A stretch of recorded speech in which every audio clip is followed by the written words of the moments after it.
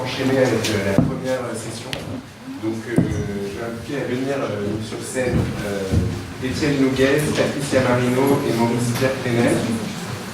Et l'idée pour chaque session, c'est qu'il y ait 2 interventions de 20 minutes. Je vais vous demander vraiment de respecter le temps. On a déjà 15 minutes de retard. Ensuite, un modérateur parlera pendant un quart d'heure en se positionnant par rapport aux 2 interventions. Voilà. Donc, on commence par une intervention de Patricia Marino, qui est c'est moi qui interviens. Donc, je fais économie de la santé à l'Institut Paul Calmette, donc dans un hôpital dédié à un centre de lutte contre le cancer, dédié au cancer. Et je suis chercheur dans une unité de recherche dont une des équipes est basée dans cet hôpital et qui est dédiée aux sciences économiques et sciences humaines et sociales appliquées à la santé, et donc au cancer en particulier pour l'équipe à laquelle j'appartiens. Donc le titre de ma présentation, c'est l'inflation du prix des médicaments. Quels sont les enjeux économiques ? Je vais vous parler peut-être de quelques généralités, économie de la santé et puis dépenses de santé, etc. Avant d'aborder un peu cette question de finalement qu'est-ce qu'on peut anticiper comme conséquence possible de cette inflation des prix. Donc le marché de la santé, comme tout le monde le sait, c'est un marché particulier, tout simplement parce qu'il est caractérisé par certaines spécificités qui le différencient du marché des biens et services habituels. La première spécificité, c'est qu'en fait la consommation de santé est la plupart du temps une consommation non désirée, puisqu'on ne désire pas être malade a priori, alors qu'on peut décider de consommer ou pas un téléphone portable ou une voiture. Une première caractéristique particulière. La deuxième, c'est que on a des protagonistes supplémentaires. On n'a pas l'acheteur d'un côté puis le vendeur de l'autre. On a le prescripteur, donc qui est le médecin qui va soigner les personnes, et puis le financeur qui est l'assurance. Enfin, troisième spécificité, c'est qu'on est dans un système avec des asymétries d'information parce qu'on a une certaine forme d'incertitude sur la qualité des soins qui vont pouvoir être fournis aux patients. Et enfin, on a un financement socialisé du système de soins. Et donc, toutes ces spécificités fait qu'on n'a pas un acheteur, un vendeur, et puis un prix finalement qui équilibre la demande entre les deux. Et le prix ne peut pas être une forme d'équilibre. Donc, de fait, il peut y avoir des inefficacités dans ce marché-là. On ne peut pas réguler normalement par le marché. Donc, les pouvoirs publics vont intervenir pour réguler le marché de la santé au titre de l'efficience, d'une part, au titre de l'équité, d'autre part. Et l'idée, c'est de pouvoir s'assurer du meilleur usage possible des ressources, qu'on appelle le coût d'opportunité en économie. Et l'économie de la santé, c'est pas chiffrer les dépenses, en fait, c'est raisonner en termes de qu'est-ce qu'on consacre d'un côté, qu'est-ce qu'on sacrifie de l'autre, et est-ce que c'est socialement efficient ou pas. Donc c'est pas du tout une approche comptable. Après, la question du seuil, à partir de quand on considère quelque chose est efficient ou pas, là ce sont des choix et des débats politiques, et l'économie de la santé ne se positionne a priori pas forcément sur ces questions-là. Donc voilà, on pourra peut-être discuter de ces questions de seuil, quand est-ce qu'on considère qu'on est ou pas dans l'efficience. Donc l'innovation en santé, nombreux travaux de macroéconomie ont montré que c'est un facteur explicatif majeur de la croissance des dépenses de santé. Alors après, il y a d'autres facteurs comme la croissance démographique, la hausse du pouvoir d'achat, etc. Mais l'innovation, c'est vraiment le facteur explicatif principal, et ça s'explique en partie, et même en grande partie, par ce qu'on appelle la loi des rendements décroissants. Donc en fait, on constate que quand les innovations arrivent et se diffusent, au fur et à mesure qu'elles se diffusent dans le système de santé, on peut avoir finalement un bénéfice incrémental qui va diminuer, alors même que le surcoût va augmenter. Donc c'est ce que vous voyez sur la courbe en fait. Dans le premier cas, on a un coût additionnel qui est relativement faible avec un bénéfice additionnel qui est très grand. Donc ça va être l'arrivée d'un vaccin où on va vacciner des populations de masse, etc. Et puis du coup, ça marche vachement bien.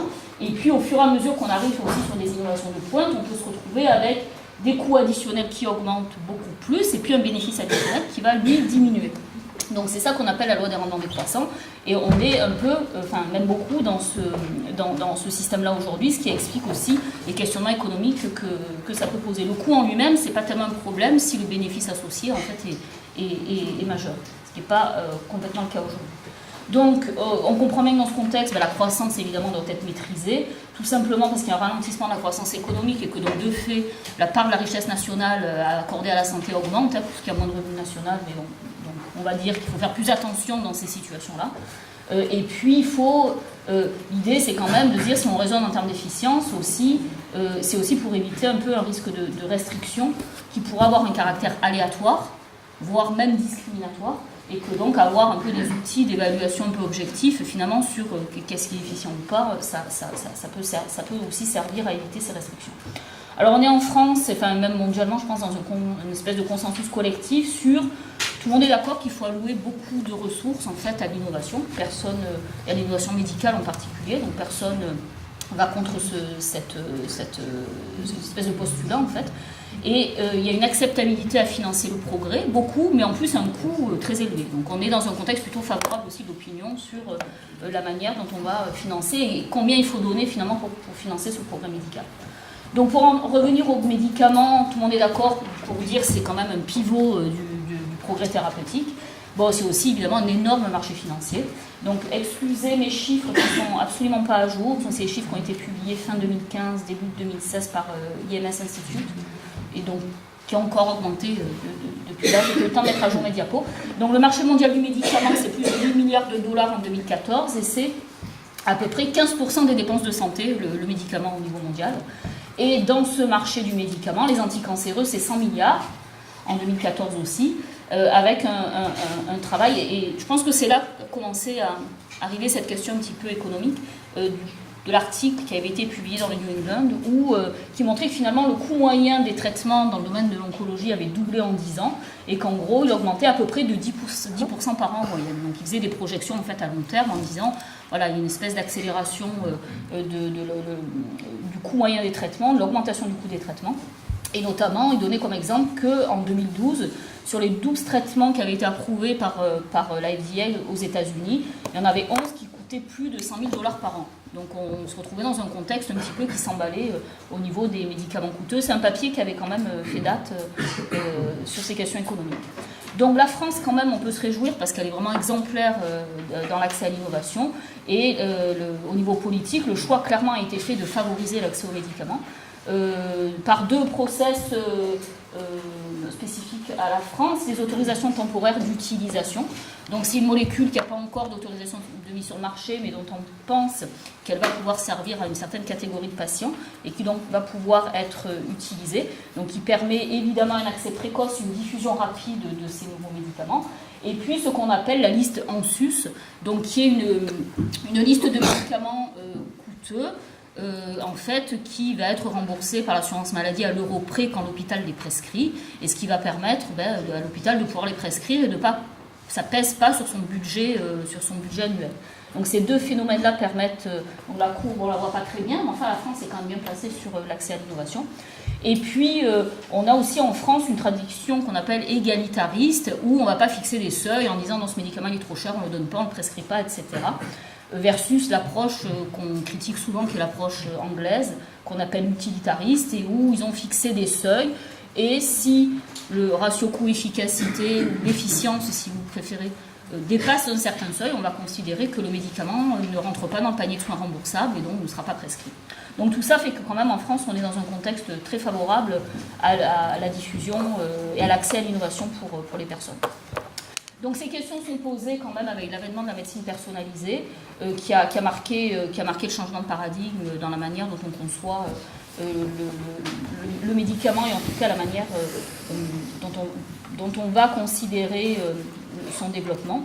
Alors je voudrais juste dire, on a beaucoup parlé de médecine personnalisée, etc., qui a été quand même un terme à mon sens vraiment marketing, où on disait c'est le bon médicament au bon moment pour le bon patient. Je pense sincèrement, enfin je ne sais pas que je pense, c'est sûr qu'on n'en est pas là. Cette notion individuelle, elle n'est pas complètement atteinte aujourd'hui. Et on parle plutôt, nous, de médecine stratifiée, c'est-à-dire qu'on va, au lieu de donner le même médicament à tout le monde, on va utiliser des marqueurs génomiques, etc., qui vont faire qu'on aura des populations de plus en plus petites, et on va donner des médicaments à des nombres de gens de plus en plus restreints pour améliorer l'efficacité chez ces personnes. Donc c'est ce qu'on appelle les fameuses thérapies ciblées, et où le traitement va être bénéfique en fait chez certains patients qui vont être identifiés par un marqueur. Donc ce passage en fait à la médecine personnalisée a marqué complètement la modification dont l'industriel développe son médicament, et où on est passé du modèle des blockbusters, donc les médicaments pas très chers et puis qui sont donnés à des masses de personnes, versus ce qu'on appelle le médicament de niche, qui ont donc été développés un peu sur le modèle des médicaments orphelins, c'est-à-dire qu'on va le restreindre à des nombres des populations en fait de plus en plus restreintes. Sauf que aujourd'hui, finalement, on est plus dans le blockbuster, plus dans le médicament niche, mais plutôt dans ce qu'on appelle le niche buster, à savoir qu'en fait, il y a beaucoup d'indications sur ces médicaments-là, et que donc on va finalement quand même le donner à un nombre important de personnes, même s'ils ont été développés dans un contexte médicament orphelin.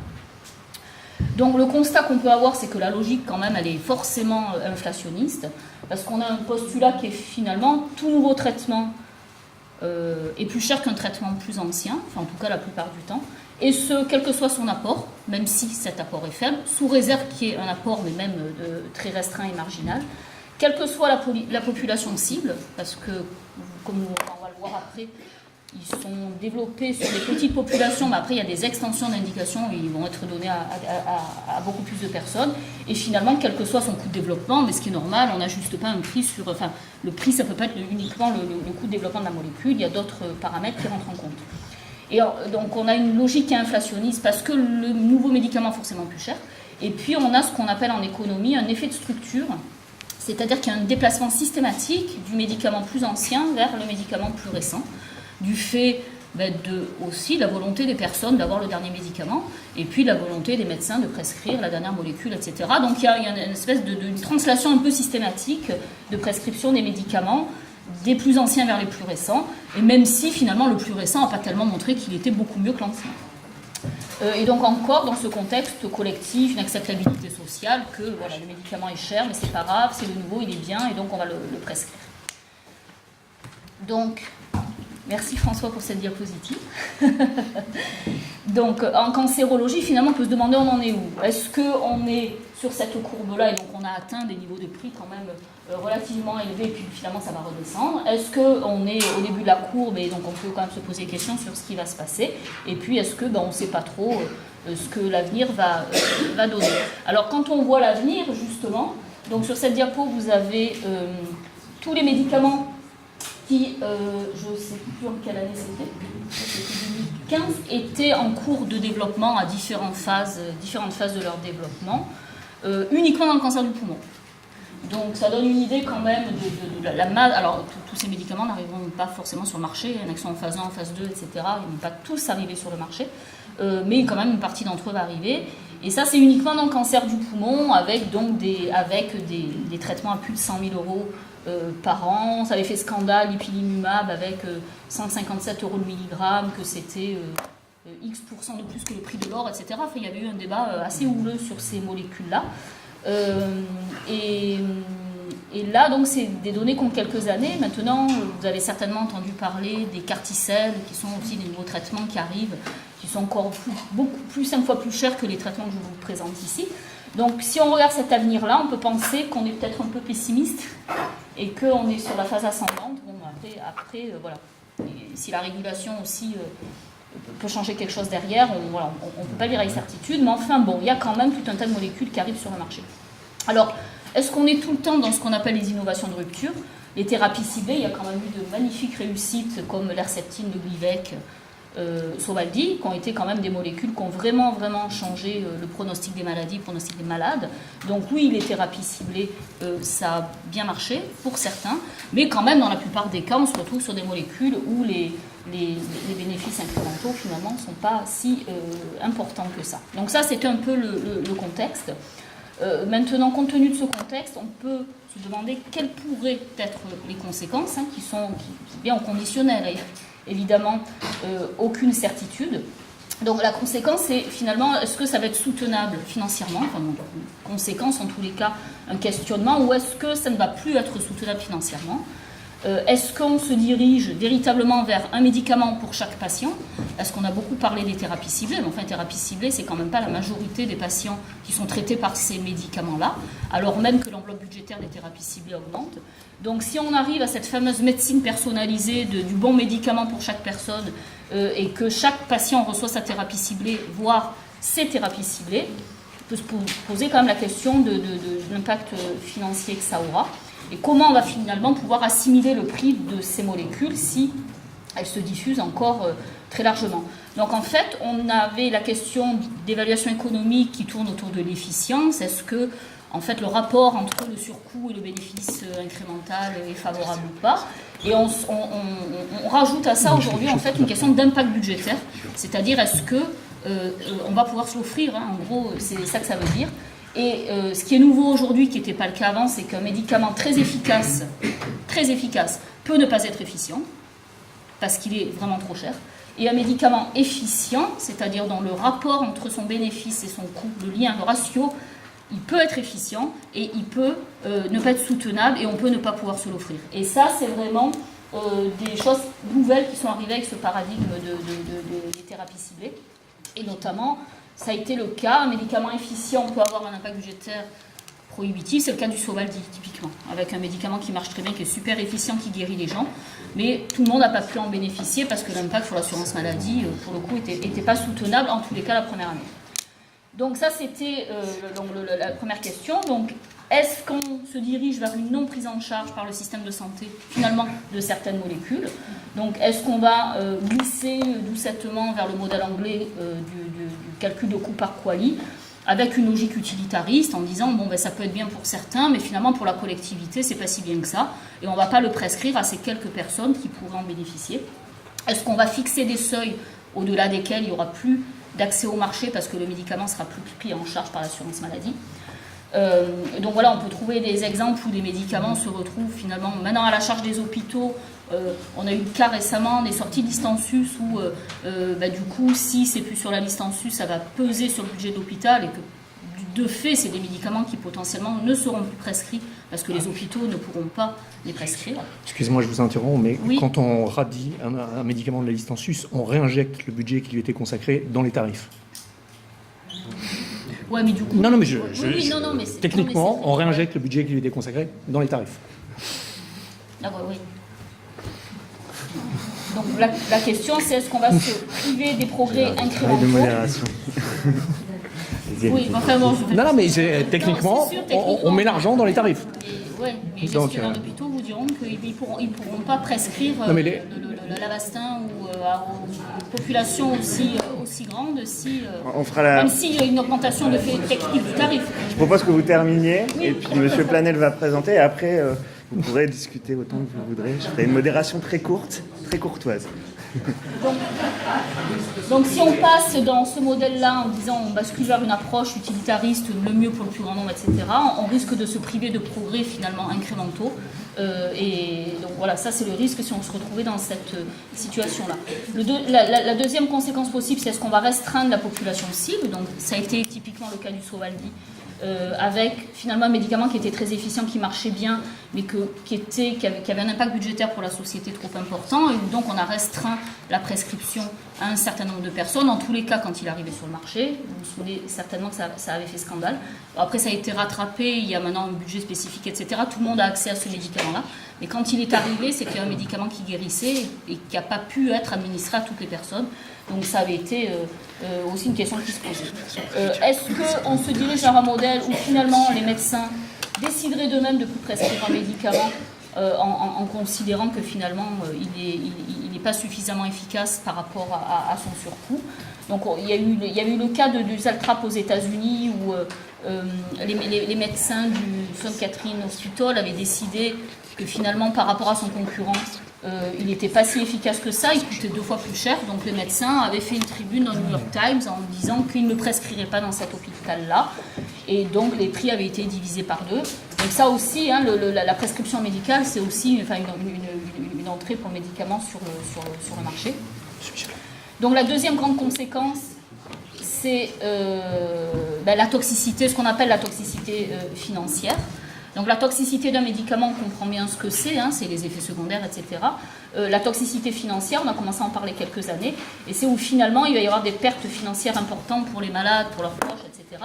Il va y avoir des restes à charge tellement importants, donc c'est le cas américain, attention, on n'est pas du tout dans le cas français, qui fait que finalement ça va être toxique, ce médicament-là. Il va y avoir une étude du JCO récente a montré que la première étude avait montré que finalement, ça avait un impact direct sur les bénéfices de santé.